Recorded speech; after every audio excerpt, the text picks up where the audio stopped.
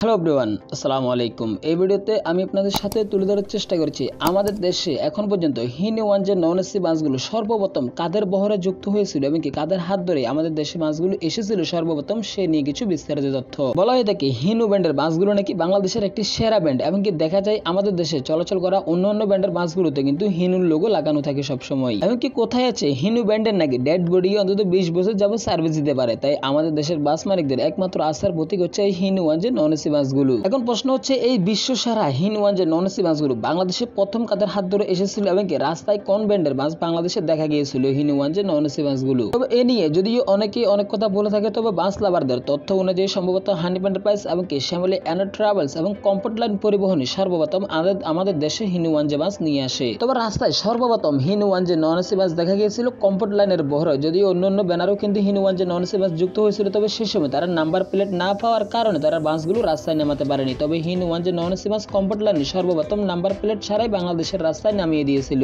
তবে সেই অনুযায়ী আমরা ধরতে পারি বাংলাদেশের সর্বপ্রথম বাংলাদেশের রাস্তায় কমফোর্ট লাইন পরিবহনের হিনু ওয়ান যে নন এসি বাসগুলো চলাচল করতে দেখা গিয়েছিল। তারপরে শ্যামলী পরিবহন, হানিফ এন্টারপ্রাইজ এবং সোহাগ পরিবহন, ইগল পরিবহনের এই হিনু ওয়ান যে নন এসি বাসগুলো পরপর দেখা যায়। এবং যে হিনু বাসগুলো বাংলাদেশে দেখা যায় 2001 সালের মাঝামাঝি এবং 2002 সালের শুরুর দিকে বাংলাদেশে হিনু বাসের আগমন ঘটে। তবে আমি এটা নিশ্চিত দিয়ে বলতে পারি যে বাংলাদেশের শুরুর দিকে আসা শ্যামলী পরিবহন এবং কমফোর্ট লাইন পরিবহনের বহরে সেই হিনু ওয়ান যে নন এসি বাসগুলো এখনো ঠিকঠাক মতো সার্ভিস দিয়ে যাচ্ছে। তবে যদি এখানে হিনু বাসের পথ চলা নিয়ে বাংলাদেশে যদি 2001 সাল থেকে যদি হিসাব করা হয়, তাহলে বর্তমানে 2023 সালে এসে 23 বছর যাবত হিনু বাস কিন্তু অনেকটা পারফেক্ট ভাবে এখনো সার্ভিস দিয়ে যাচ্ছে। এখন প্রশ্ন হচ্ছে বাংলাদেশে হিনুর কোন কোন মডেল এসেছিল শুরুর দিকে। সম্ভবত হিনু 172 এবং হিনু 174, যা সোহাগ পরিবহন, হানিফ এন্টারপ্রাইজ, কমফোর্ট লাইন পরিবহনের বহরে সর্বপ্রথম বাংলাদেশে দেখা গিয়েছিল হিনুর এই মডেলগুলো।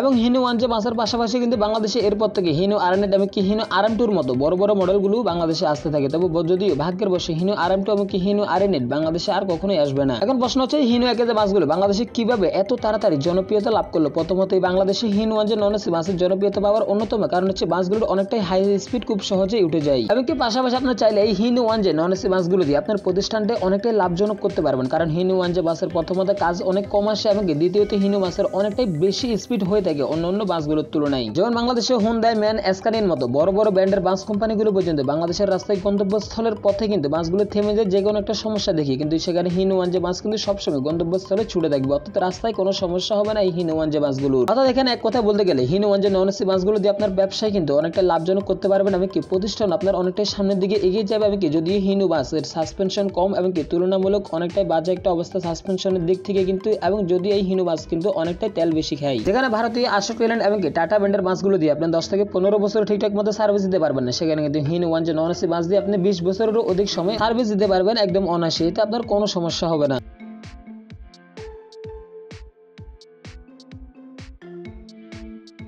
এবং ঠিক এই জন্যই দেখবেন বাংলাদেশের বড় বড় বাস কোম্পানিগুলো যারা এখন পর্যন্ত দীর্ঘদিন ধরে পরিবহন ব্যবসা করে যাচ্ছে তাদের বহরে কিন্তু ম্যাক্সিমাম টাইমে হিনু ওয়ান যে নন এসি বাসগুলো দেখা যায়। তারা কিন্তু অন্য ব্র্যান্ডের বাস খুব একটা অ্যাড করে না তাদের বহরে।